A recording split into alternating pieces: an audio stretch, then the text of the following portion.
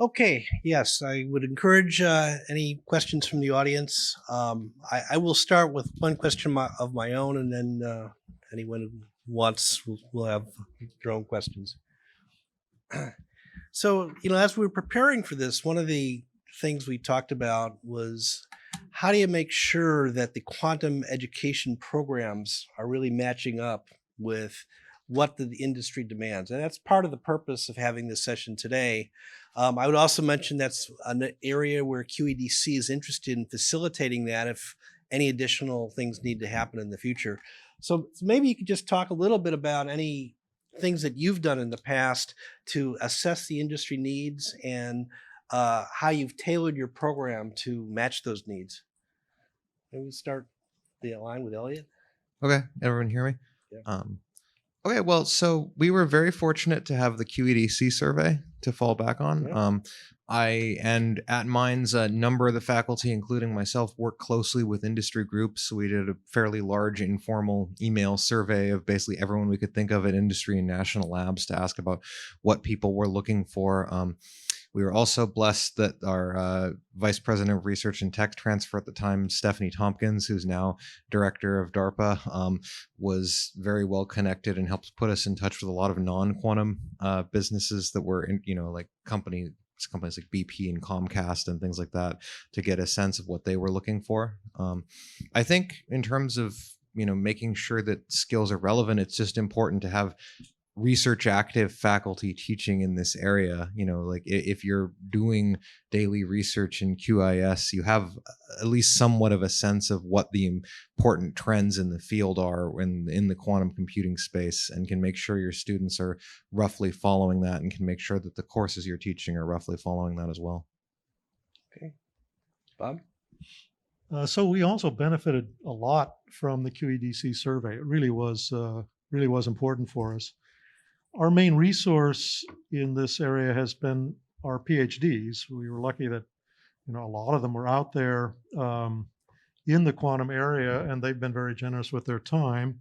Many of them have come back to campus and talked to the students, given them pointers as to what they should be doing, finding a job, and then on an ongoing basis, we've also had online industry panels. So we'll have 3 people stay where they are, and the 3 will discuss what the skills are that people need, what courses they should be taking, and also just job getting skills. How to approach an employer, what should be on your CV, those kinds of things.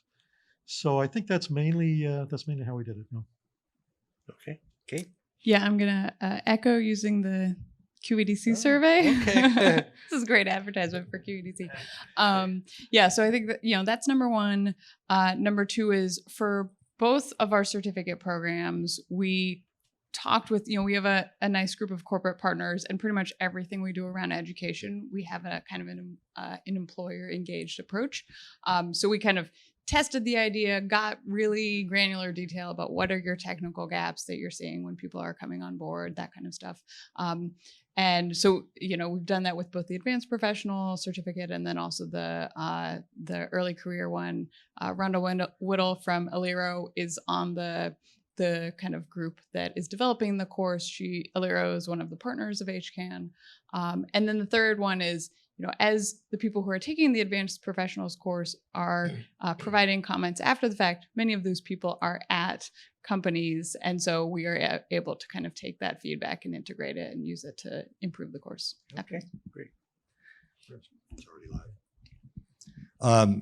Well, I'm going to twist it a little bit because my customers are not, in this particular case, my customers are not employers. My customers are right up here, and that is the master's degree programs.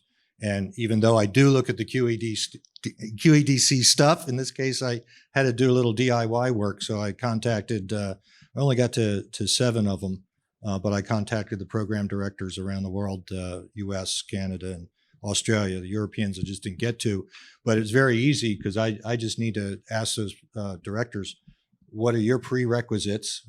Give me the syllabi for your first year classes, your first semester classes, and then I just extract the information from that. So it's a much easier question than that I had than dealing with real live employers. But the end of the story is, though, you just talk to people and ask them. And in my case, with master's degrees, it's usually documented pretty well.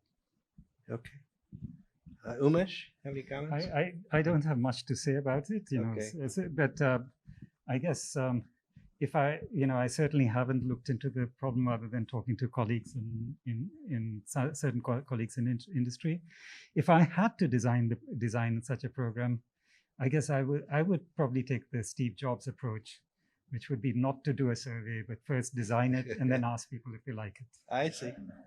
Okay, well, Steve Jobs was pretty successful, so he figured out. So, QEDC is always interested in anything we can do to help facilitate that. Again, match suppliers and the demand.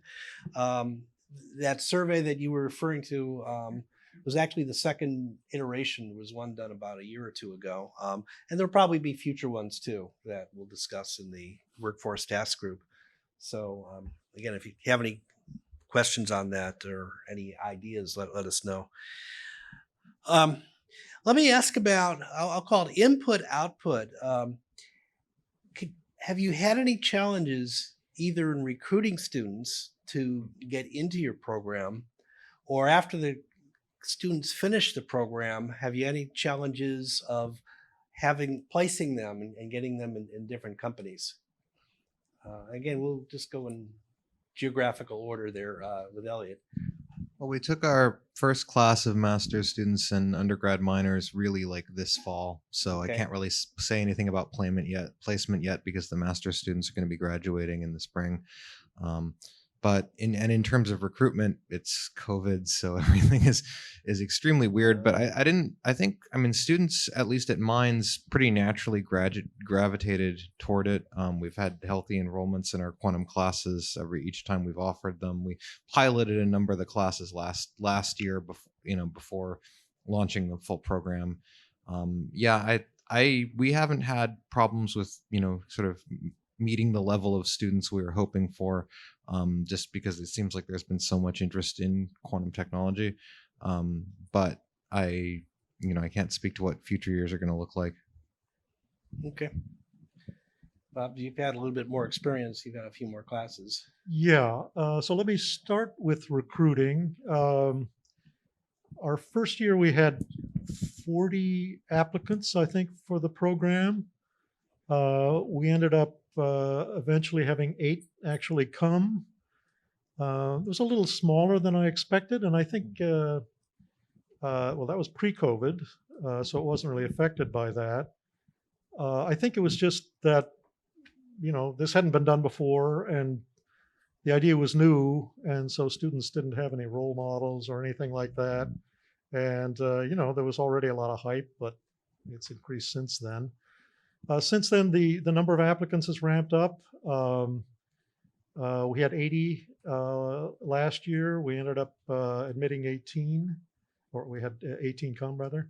And so it's been going up steadily. And I think this is just because now this is something probably that students are looking for. And if you Google MS programs in quantum, quite a few things come up. It doesn't look like it's strange anymore. So I think it is. I think there is healthy growth there in the applicant pool. As far as the job situation, well, there we got absolutely hammered by COVID. I think the first class came out. I think they were all real optimistic, and then there were no jobs at all. Right? Nobody was hiring. So that was very tough. And to some extent, that happened with the second class, though less so. They've been able to find jobs a lot. But what surprised me actually is the number of students who are using this more as a springboard towards a PhD, the master's program. I think that's partly some of the foreign students. I think maybe they see it as a way to, leverage their application, particularly to get into a good American graduate school program. The other thing which has been surprising to me is that once students do get exposure to research in the master's program, they think, well, maybe I will go on and get a PhD. I was intending to get a job. So those are some of the things we found. On recruitment, we've just had the advanced professionals course. We had it twice. We haven't had a problem with recruitment, but we do use like the machinery of the University of Chicago's professional education marketing team and everything like that.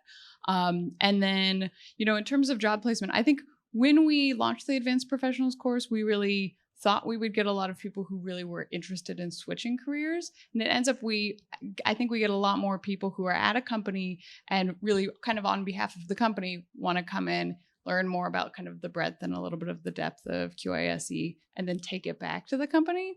So I don't think many of them are aiming to switch jobs. So we haven't seen that. And then we'll see for the early career professionals. I think that one will be interesting because that really is geared towards people with a bachelor's who are interested in kind of getting their first job in the field. Okay. Well, one question I have, sometimes employers will subsidize students to go to these types of courses. Did you have very many of those, or was it students subsidize themselves? Oh, I think yeah, I mean, I think the majority of them were paid for by their companies. Okay. And we had a reasonable number of academics and people at national labs, and I suspect many of them were paid for by their employers. Okay. I would like to say that I expected that we would get quite a bit of that, that people would come and get paid by their employers to do a master's program and go back and work for the company. We've had zero activity, not a single applicant from that category. Still early days. Okay. We got to do a better job of selling quantum to the enterprises so they do pay the money.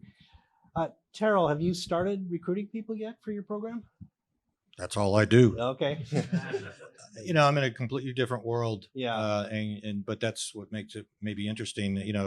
My population or sample, or however you want to think about it, are people that are volunteering their time to become, quantum savvy.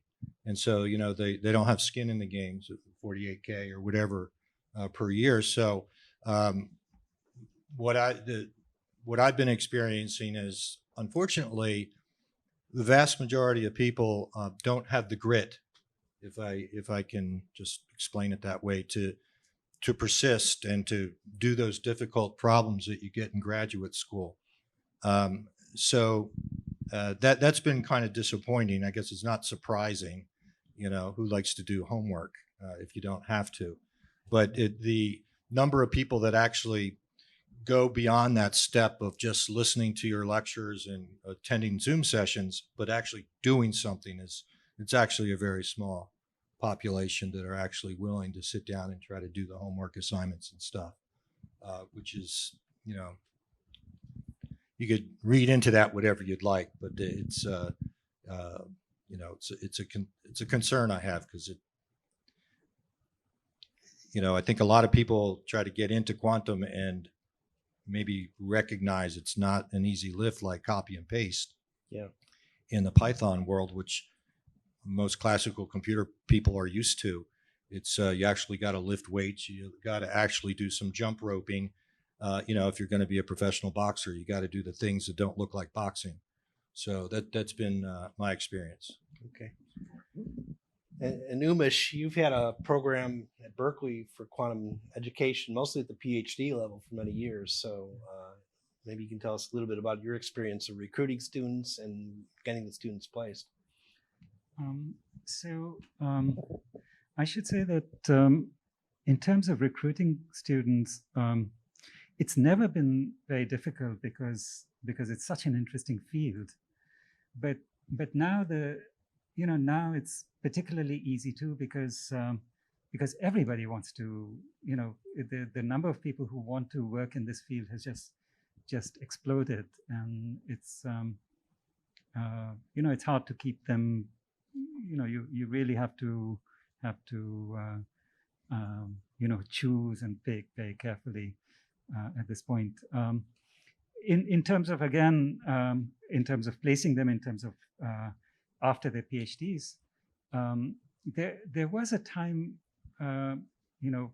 20 years ago, 15 years ago, when the typical PhD would either have to go abroad to be in an academic. That was basically almost the only thing they could do. At this point, it's been very easy to place students, both in the US and abroad, both in academia and industry. I should add that in addition to the PhD program, we've also had an undergrad course in quantum computing, I think starting about 15 years ago, which was, it was a course, it was an interdisciplinary course, but it was designed where it's called qubits, quantum mechanics, and computation. And it started with absolutely no background in quantum mechanics. So it assumed no background in quantum mechanics. And there were students from physics and computer science and chemistry and math. And, it's been a very successful course. And now, of course, it's overflowing. But now there are also other courses that have been added to that mix. So even though it's not part of a degree program in quantum computing, we've had this now for a very long time. Okay, very good. I see a question from the audience, so would you come up?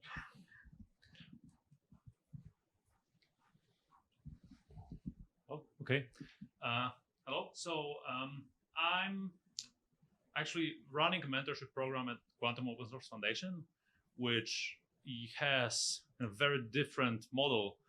So our mentorship program works in such a way that we do 3 months long mentorship project under supervision of someone from academia or industry.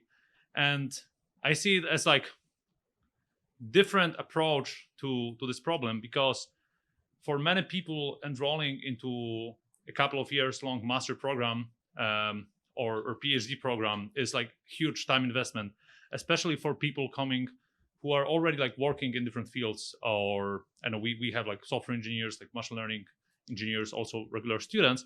But I wanted to get your opinion on actually much shorter programs, not degree programs, and whether that's also a way to kind of bridge some gaps in education of the workforce. Or do you think that, because maybe it's not the way, because maybe it actually involves a lot of deep involvement with the material, with the science and the research, so maybe you think that like this is actually not a very effective way to teach people? So I'm curious about like what do you think about trade-offs of like different models like this? Well, I think that both of our programs are shorter programs, but with very different audiences and stuff like that. So I think it probably just really depends on the target audience and what they want to do and what the eventual outcomes are. Yeah, I mean, every learner is different, and it's like a qubit, right? And so, but the central tendencies, it's not really fair to talk about those central tendencies. So I would just say, think about each individual as a separate sample or population even, and handle it that way. But, I think one of the things I'm trying to do is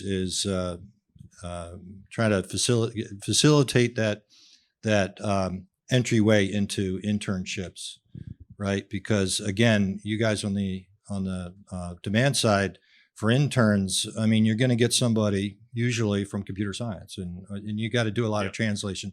So the best thing I can try to do anyway, we can try to do, is try to round those edges out so that when you pull an intern in, you're not explaining this and explaining that and all that. You just take them to that next level. We take care of the vocabulary lesson and the basic concepts, and then you run with it from there. But every learner is different, and every employer is different, right? So yeah, that's true. That's true. Okay, Corey, you have something? Yeah. You go up there. Okay. So let's say hypothetically someone from the government was here. What kind of recommendations would you like to see in terms of supporting workforce development? Hypothetically. Well, I actually think that, and I alluded to this in my talk, but I think it's that, you want to get, if at least the goal of our program is to get students as close as possible to the research, where technology is new, where new ideas and new knowledge are being generated, and preparing them to go either straight to a top type PhD program or go out into a company and start work in a quantum research lab and know basically what's going on enough that then they can pick up the specific details they need for the job that's being asked of them. And intrinsically, the closer you get to new knowledge creation, the more expensive it is. Right. And particularly on the hardware side, as I'm sure Bob could say even more about, getting students lab instruction and making that accessible at a range of schools. I think if I could make one request to the government, it's provide access to quantum hardware and, the kind of hardware you would need to do quantum experiments, and subsidize access to cloud quantum computers that are actually worth a damn, to as broad array of contexts as possible, because we want to be recruiting a very diverse workforce. We don't want quantum education to be the purview of only the most elite and wealthiest universities. And that is not something that most schools can afford. And I think that that's something where the government, with the right programs, could really step in and help out. So I think support for students directly would be very important as well. Lab equipment also, but I think direct support for students really important. So fellowships, targeted to this area. I think that's coming actually, as far as I can tell, with the National Quantum Initiative and the Competitiveness Act. So I'm pretty hopeful that that'll happen, but so far there isn't much in this area. We actually tried also to get government money to develop our curriculum and so forth. And so I was told a particular program at NSF to apply to, and then the reviewers of my proposal said this wasn't really appropriate for this. So that didn't get funded. But I think now at NSF particularly, there's some awareness now that this area needs a certain kind of push just because it's new and important. And I think there will be resources there coming pretty soon.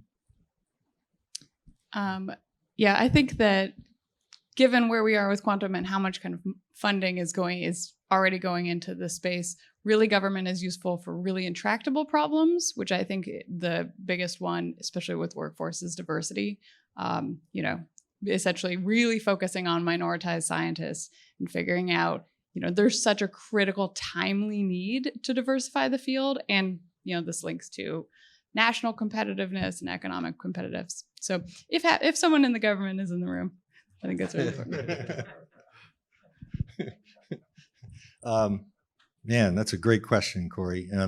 The way I look at it is these guys are the professional league here.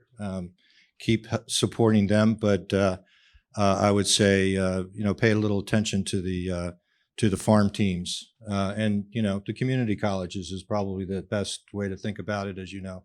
So we got to support the professionals, but there's that underpinning that feed those professionals. The farm team probably could use some investment and attention. Might be too early though. I don't know, but I think I agree with you on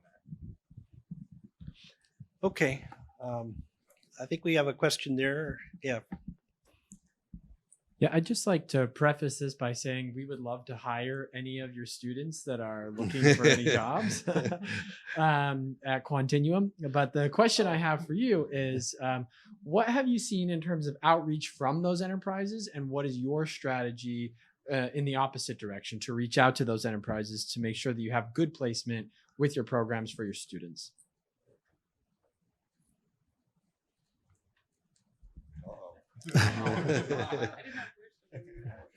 And if you don't have an answer, I think I might be able to help in some of those regards if you're wondering. Well, I can say a few words. I mean, as I said, most of our outreach industry has been through our PhDs, and they are just kind of now going into smaller startup companies.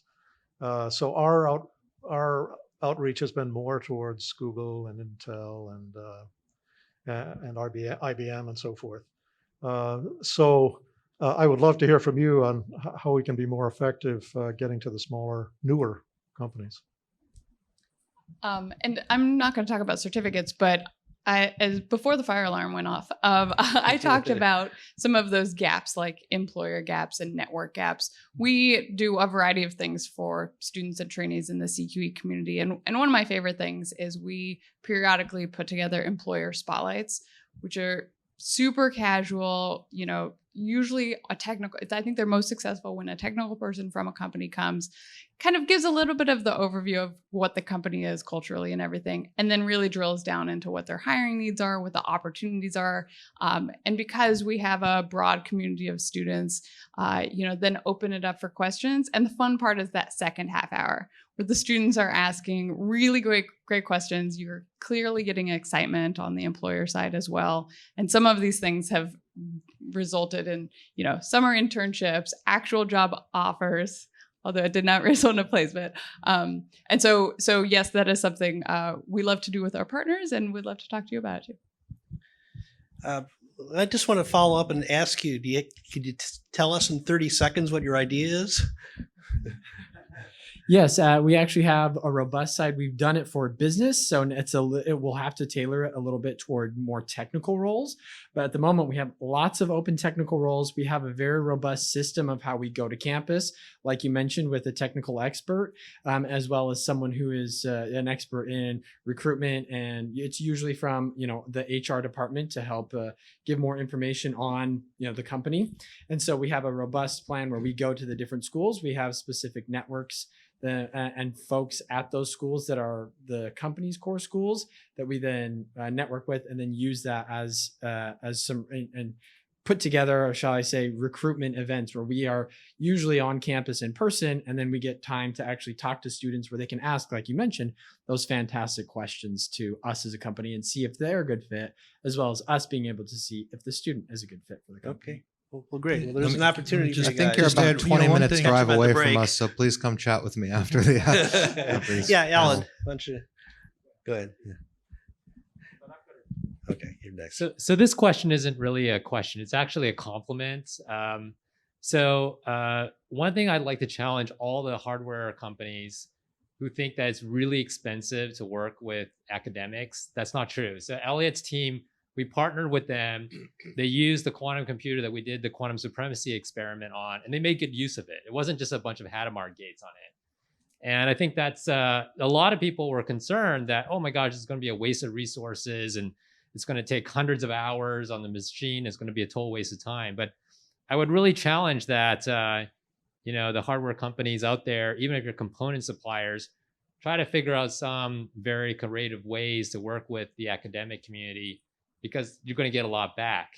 And even, for example, like Austin Fowler and I, we gave a guest lecture course at Berkeley with Brigida's course just last year, and they were grilling Austin Fowler on the details of the surface code. So I think like something I would say is that because a lot of the courses have changed quite a bit, that master's and undergraduate courses students are just way more sophisticated than, let's say, 5 years ago.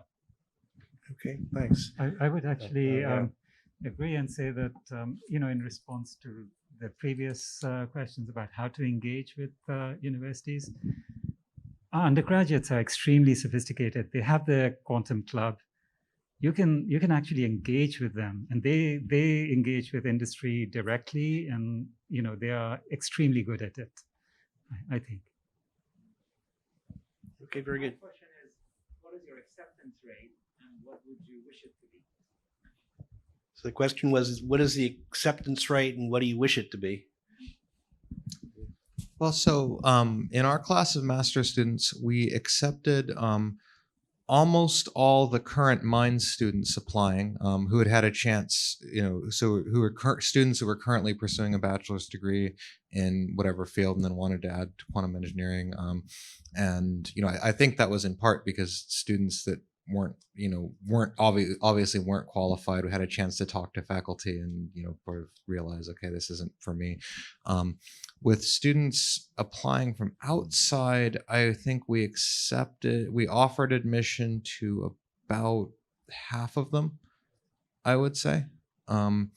And it was generally very clear cut for the most part that students who were either ready to give this a try or sort of didn't really understand what they were getting into, and I didn't want to then have them pay money for something that wasn't going to go well for them and wasn't going to be a good experience. So yeah, that was about that was our statistics for last year. I'm curious to see what this spring is going to be like. So our acceptance rate has also been about 50% for the first 3 classes, I would say. I think the quality of the classes has gone up some, and this year it looks like there's quite a big increase in the applicant pool. So I think that acceptance rate will probably go down. We want to take a class of between 20 and 25. I haven't quite reached that yet. And I think we're going to have probably about 120 applicants this year. So it will go down considerably, I think. So, I mean, you accept half and then you get a quarter or something like that. Can I say that you would wish it to be higher than the number of admissions you offered?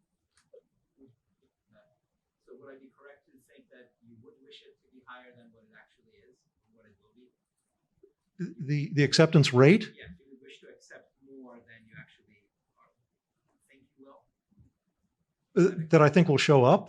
No, like, you have 125. Yeah. Room for 25. Yeah. So so acceptance rate, even if you do double that, then right, that's like lower than it was before. If you had the capacity, would you wish it to be like, actually 50% or 60%? Because they're all qualified and they're going to do well anyway. I'm trying to gauge the capacity that you have. I see. Compared to like the selectiveness that you either must have or for some reason you enforce because that's like part of your brand, and match that to the need for the nation, basically. Yeah, we have, we're just sort of physically limited to about 20 to 25, just in terms of, lab setups. So, and we haven't quite hit that yet, but it looks like I'd say this year we're probably going to hit it.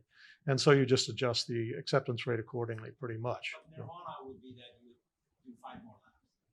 Yeah. Don't forget, these programs are in their infancy. This is their first year, so statistically, who knows? Who knows what will happen over the next year? You can't really, really look at that data. Well, fair enough, but it's also a question of, if you set up to cook for 500 people, that's a very different way of doing it than if you set up to have a dinner party for 6, right? And I understand that early days, maybe you don't really know whether you're going to have demand, but right now, all the data that comes in says that this whole industry is hungry for more people, and they can't hire enough. So why are we not training enough? Why are we not training more? Right? We're a cargo ship, academics will move slow, right? Okay. Yeah. Yeah, we have time for one more question. Is there one question from the audience? Yeah.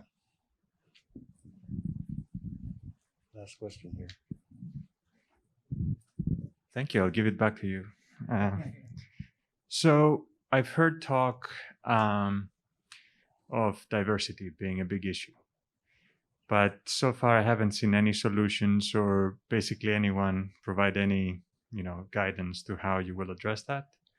And it seems to me that quantum computing is the worst possible place to not try to address this, like really early on, maybe high school, maybe even before. Try to, get some excitement in a diverse crowd of kids, because I'm a mathematical physicist, and I don't even need to count on my fingers, how many people we have at Caltech from a diverse background, right? There's either 0 or 1 or 2. And when you think of quantum computing, it's interdisciplinary, right? You have all the worst possible, like, as far as diversity goes, mathematics, physics, engineering, like electrical engineering, computer science.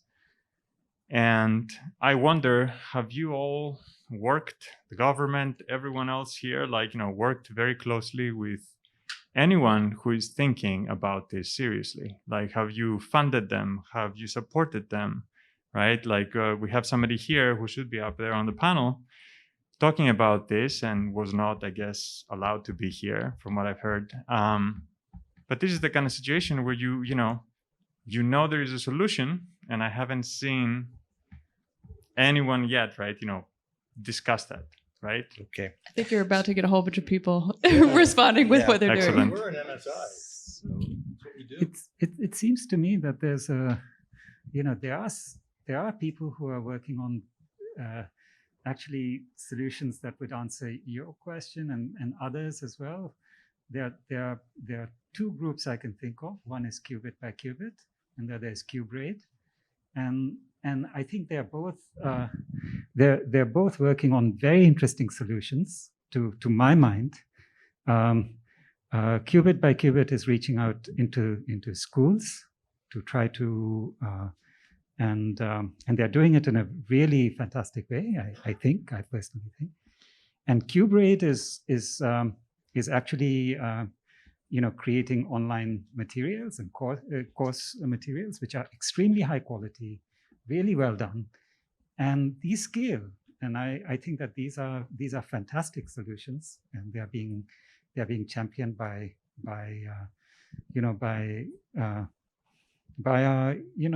young folk who are really extremely qualified, very energetic. It's just a fantastic community, and I think that this is. I'm really glad you asked the question, because I think it's a missing piece, and it's not just a missing piece. It's also something that it's going to be. I would predict that it's going to be hard to ignore soon, because it's just going to get there and make a huge impact. I want to briefly, the Chicago Quantum Exchange, we're a consortium of 6 institutions, are mostly, trainees and early career faculty insisted that we developed a program. They spent like 9 months figuring out what it is that we're going to do and help us develop a strategy. So this fall, we launched the Open Quantum Initiative. The first fellowship is specifically for minoritized scientists really early in their undergraduate career to come to campus, and the campuses do research and develop kind of a longer term relationship so we can help bridge multiple gaps, technical gaps, employer gaps, information gaps. Currently, it's funded by the institutions themselves. So maybe, the federal government or others, we are also, companies want to help support this. We're very open. But I think like many of these educational programs, there are similarly a lot of essentially DEI initiatives that are also kind of being piloted, and we're trying to make it work, because I agree, I think the entire community is very invested in this. Okay, Corey, I'll let Corey have the last word on this. I want to say something to your specific question about today and the audience. I think part of this was this particular panel was looking at 1-2-year solution to workforce training, which we still need to think about diversity, but I think what you're talking about is a larger systemic, get the 5-10, it's going to take much longer. Just want to address at the panel, set up not to address that longer, bigger picture. But as you know, you talk to Emily and other people, there are efforts, they're grassroots, Q by Qubit, I think Qubit are 2 great examples of quantum companies, if you will, that are doing nonprofits where they're doing some of this groundwork, and then working with the teachers at the high school level and all these things. And it's something we're very much aware. NSF is very acutely aware of this, and we're thinking a lot about this at the national level. But it's, as you pointed out, big issue. We're pulling from all the worst fields if we could choose any fields. It's not the ones everyone pull from. And it's systemic across this field, right? We can think of all the great work that physics is doing in and of itself, and it's still struggling. So it's something we all have to keep on thinking and being intentional about how we solve the problem. But it's not I wouldn't say solve the problem, it's a continuous effort, right? It's not something we just snap our fingers with. No. Corey, Okay, I have one quick comment. You get last word, Kate. I have a hard problem for you. It would be great if at the national level there was some opportunity to share knowledge and information from other fields where maybe there has been more success with the fields and the quantum information science and engineering field. Okay. Thank you, everybody. Let's give a big round of applause to the panelists. It was a great session.